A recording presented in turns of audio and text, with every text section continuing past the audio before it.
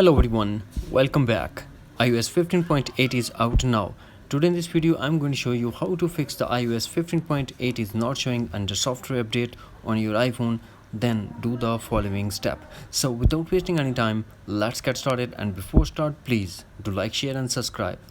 The first thing that we have to do, we have to tap on VPN and device management under Journal.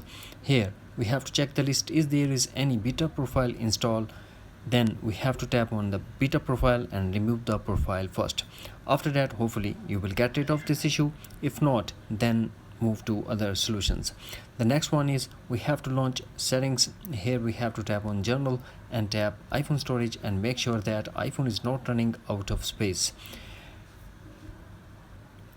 After that, go back to settings, tap on battery and disable low power mode and charge your iPhone minimum 85%.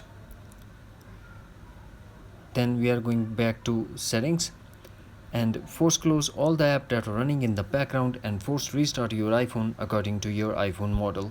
After force restart, we are going to launch settings. Here we have to tap on Journal and tap transfer reset iPhone, tap reset and tap reset all settings. This process will delete all your customized setting to default setting, but no data or media will be deleted. Now we are going to put iPhone passcode and tap again reset all settings to confirm. Next solution is go back to Journal, tap on background app refresh, tap again background app refresh and turn off background app refresh. Here we also keep in mind one more thing, the internet connection. If you're using cellular or mobile data, better switch to Wi-Fi and then try to download the 15.8 on your iPhone.